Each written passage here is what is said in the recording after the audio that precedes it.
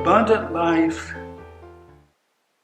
perhaps doesn't always look like what some have in mind when they speak of an abundant life. But what's important is for us to understand every single day of our lives is that the abundant life that Christ offers requires of us making a decision. We have to make a decision as to whether or not we, individually and collectively as a community, are we going to live the abundant life? It's a decision. It's a conscious choice. Every day is a new day. The mercies of God are new every day. And the decision to live abundantly is new every day. So let you and I choose the abundant life. I know there's some real crummy stuff happening right now, but let's choose abundance. I know there's terrible things going on in the world right now, things that want to dishearten us, to get us down and out. But let's choose joy.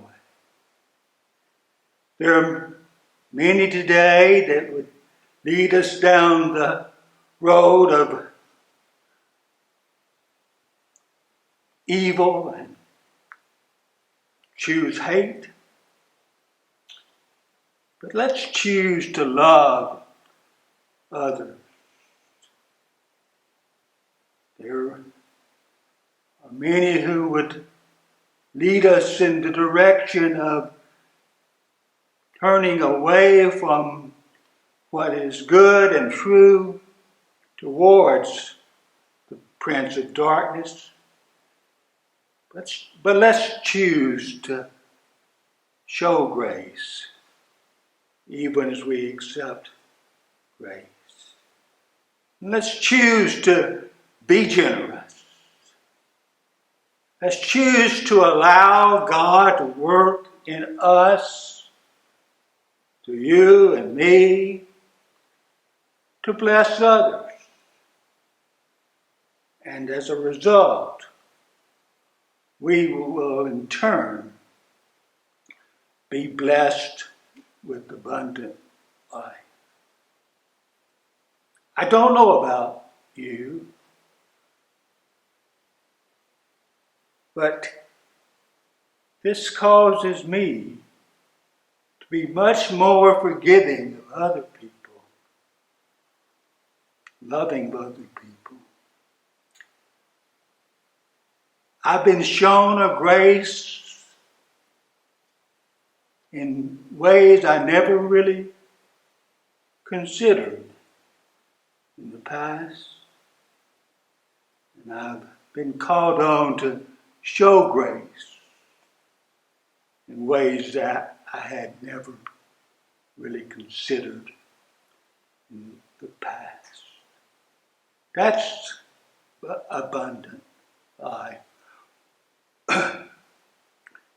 When people make mistakes, let's learn to be patient and understanding. That's abundant life. I know this time of closing restaurants and many other places where you used to go to perhaps buy your groceries. It's really put a strain on so many.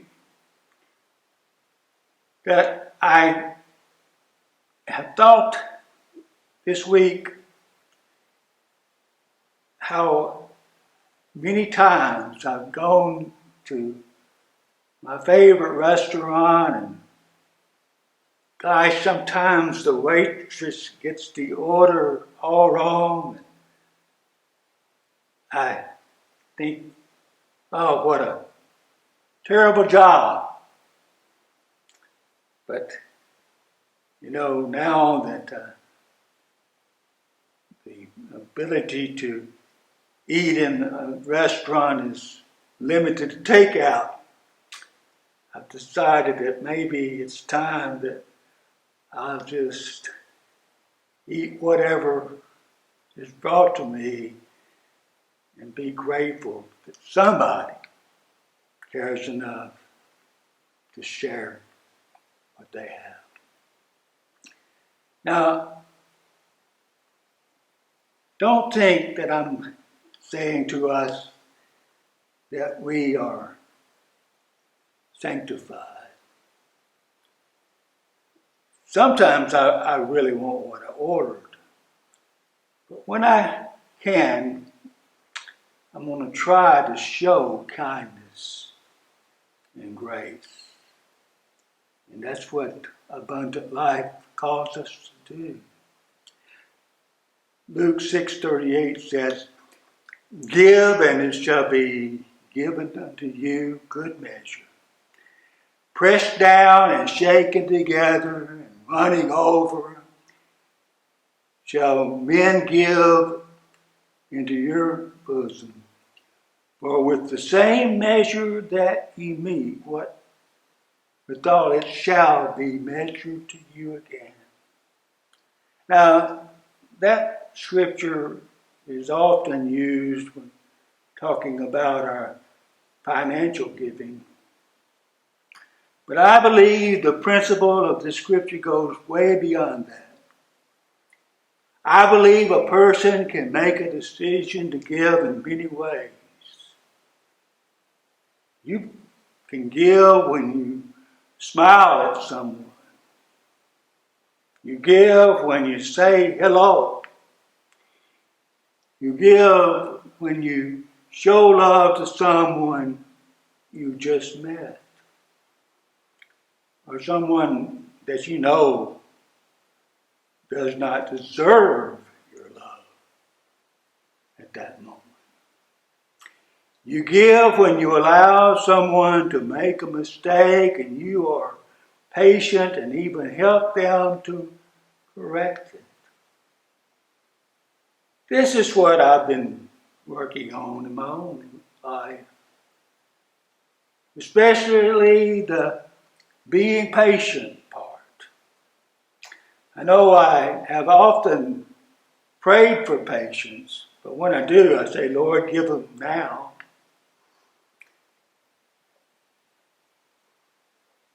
Recently, I was doing a bit of traveling, and when my car was about to run out of gas, I thought it wise to stop and fill it up. So I pulled off the highway and go to the first station I came to. I swiped my card and put the holes into the car gas where you put it into the tank, and I started to pump. Now I know I've got about 3 minutes, and I'm bored as I'm wont to be. So I'm deciding to go in and grab some candy and water. So I do. And as I'm there, I smile as some of the people in the store, and I say hi to the guy at the register and thank him as he rings up my sugar fix, and as I'm leaving, I smile at him and say hello, and hold the door for a lady who's coming in as I'm going out, and I get into the car and put my candy in water where I can get to them. And as I begin my travel again, pull away, and I hear it. A loud noise back in the rear of the car where the gas hose has just become detached from the pump and now loosely hanging from my car. And I said it. I try not to say it. And forgive me, guys, I know preachers aren't supposed to use four-letter words.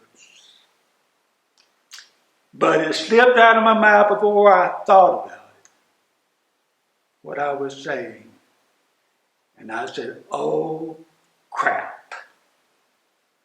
I get out and look. No damage done to my car. But the pump's hose has been pulled from the pump. I'm like, man, this is going to cost me. I'm in trouble. I tried to see if there was some way I could put it back together, but there wasn't. So I'm headed into to talk to the manager, and as I open the door, the same lady who I let in earlier comes out. She says, hello, I'm the manager. Looks like one of our pumps is giving you a problem. I said, well, actually, I forgot to take it out and drove off. I'm afraid that I broke it.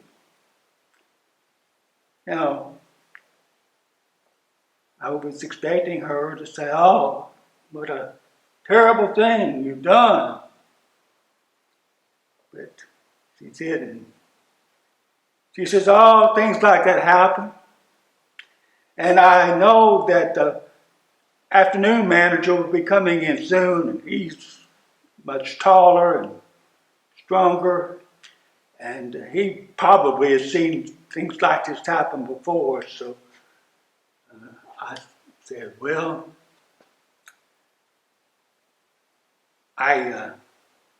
do you want my driver's license? Do you want my insurance? And she said, no, just be careful. And we'll see you again. So I drove off as one who began by attempting to show grace and left there receiving grace. Today, give and it shall be given to you. Full measure, shaken, and multiplied. Abundant. Let's pray. Lord God, we thank you today that Jesus came, not that we would just exist, just muddle along, just taking life as it comes, but to be about living abundant and to share in ways that will lead others to that same promise of abundant life. So that in giving and forgiving and loving and sharing, we live even as we show others how to live abundantly every day. In the name of the Christ who lived abundant and is forever living